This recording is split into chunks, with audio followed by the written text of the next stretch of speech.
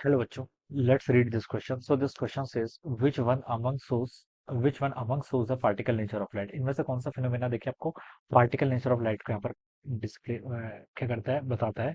तो ये इस क्वेश्चन का की कॉन्सेप्ट आप क्या लिख लीजिए, पार्टिकल नेचर ऑफ लाइट लिख लीजिए। क्या लिख लीजिए?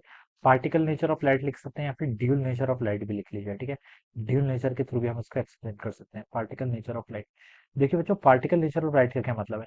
देखिए इसका मतलब है कि जो लाइट होती है, ठीक है, लाइट का ड्यूल नेचर होता है। ठीक है, लाइट कैसे कैसे बिहेव कर सकते हैं। Light can behave like a particle, particle की तरह भी बिहेव करती है।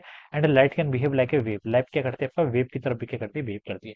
देर आर मैनी एक्सपेरिमेंट, ठीक है, यहाँ पर ऐसे बहुत सारे एक्सपेरिमेंट है जो बताते हैं कि लाइट आपकी पार्टिकल की तरह बिहेव करती है। और बहुत सारे ऐसे एक्सपेरिमेंट है जो बताते हैं आपकी लाइट क्या है, वेव की तरफ क्या करती है, आपकी बिहेव करती है। ठीक है, अब यहाँ पर देखिए हम एक्सपेरिमेंट गिवन करके सबसे पहले आपका फोटो इलेक्ट्रिक इफेक्ट है, पीईई, ये क्या रिप्रेजेंट कर रहा है आपका फोटो इलेक्ट्रिक इफेक्ट।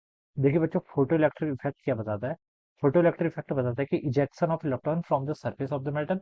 जब एक लाइट जिसकी फ्रीक्वेंसी क्या होती है, उसकी थ्रेशोल्ड फ्रीक्वेंसी से ग्रेटर होती है, तब क्या होता है, आपका इलेक्ट्रॉन इमिट होता है। इसका मतलब होता है इजेक्शन ऑफ इलेक्ट्रॉन। जब आपकी क्या करती है, लाइट इमिट करती है, लाइट क्या करती है, इंसिडेंट करती है।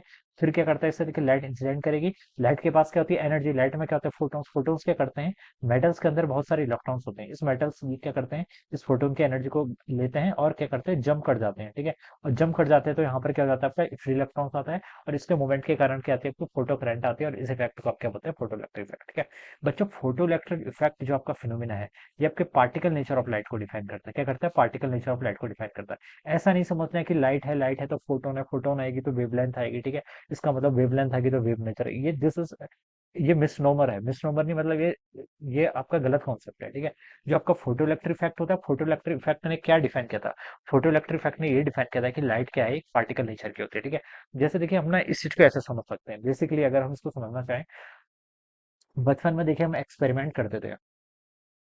हम क्या करते थे देखिए, जैसे आपके पास एक लेंस होता था, लेंस से हम कागज को देखिए ऐसे जलाते थे, पेपर को बर्न करते थे। हम क्या करते थे, रेज आती थी, उसको किसी एक पॉइंट पर फोकस करते थे।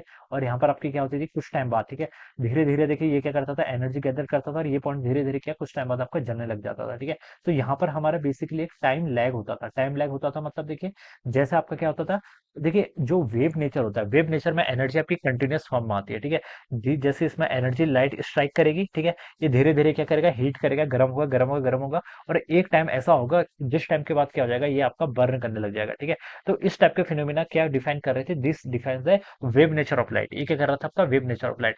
लेकिन फोटो इलेक्ट्रिक इफेक्ट में क्या हुआ देखिए, अगर कोई फोटोन आपका इंसिडेंट हुआ, ठीक है, फोटोन आपका मेटल सरफेस पे इंसिडेंट हुआ, और अगर इसकी एनर्जी इसकी थ्रेशोल्ड फ्रीक्वेंसी से ज्यादा हुई, तब इस केस में ये क्या होगा, डायरेक्ट रिलीज हो गया।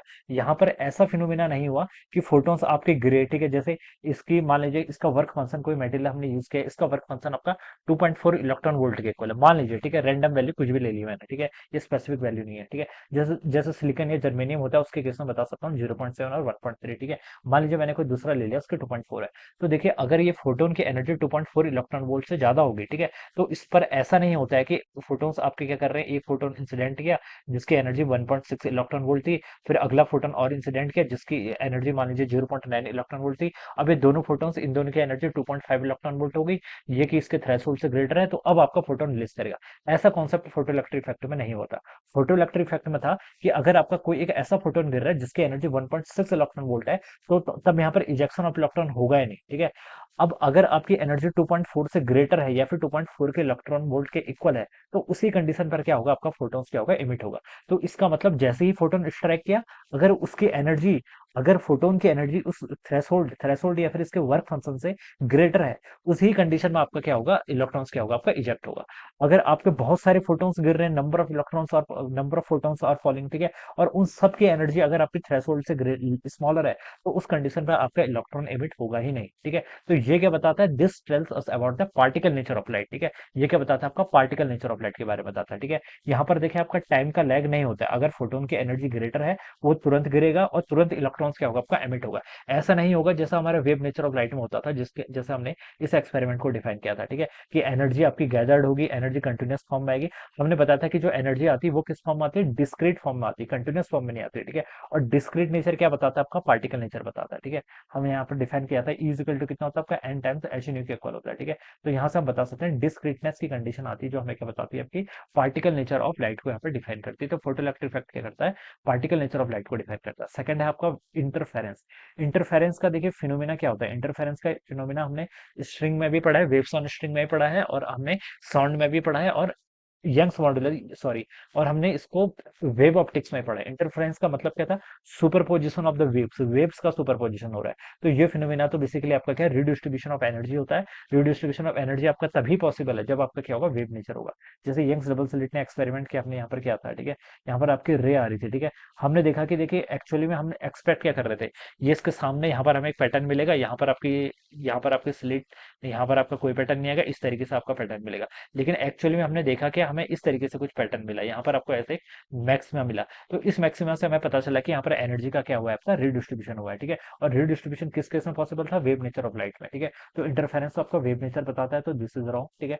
Refraction, refraction phenomena is again a wave phenomena. Refraction का फिनोमिना क्या है, आपका वेव फिनोमिना है। ये हमने देखे हाइजेंस के प्रिंसिपल के थ्रू हमने इसको प्रूव भी किया हुआ है, ठीक है। इसको हम यहाँ पर प्रूव भी करते थे कि रिफ्रैक्शन में जो आपका एंगल ऑफ इंसिडेंस होता है, ठीक है, रिफ्रैक्शन में हमने क्या प्रूव किया होता है, जो आपका साइन आई, ठीक है, दो मीडियम्स होते हैं, वहां पर हम लिखते थे कि sine i by sine r का जो रेशियो होता है वो n1/n2 के इक्वल होता है, ठीक है। वो आपका यहाँ पर से इसके थ्रू हम क्या करते थे, इसका यहाँ पर डिपेंड ये होता था ना आपका n1 sine i is equal to n2 sine r, ठीक है। तो यहाँ से n2/n ये रिलेशन आता था, दिस फिनोमिना है, ये हम क्या डिफाइन करता था, ये आपका वेव फिनोमिना को डिफाइन करता है।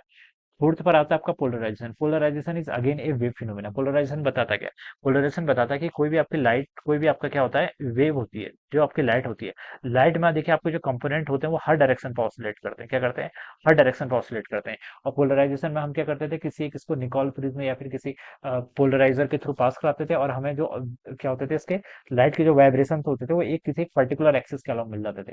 तो ये जो वाइब्रेशन डिफरेंट डिफरेंट एक्सिस के अलॉन्ग है, ये क्या बताता था, आपका वेव का फिनोमिना बताता था। क्या बताता था, आपका वेव का फिनोमेना, ठीक है। तो दिस इज अगेन इनकरेक्ट, तो आपका राइट आंसर क्या होगा, first option, photoelectric effect. Alright, so this would be the correct answer. So I hope you all understood this concept. All the best and thank you so much.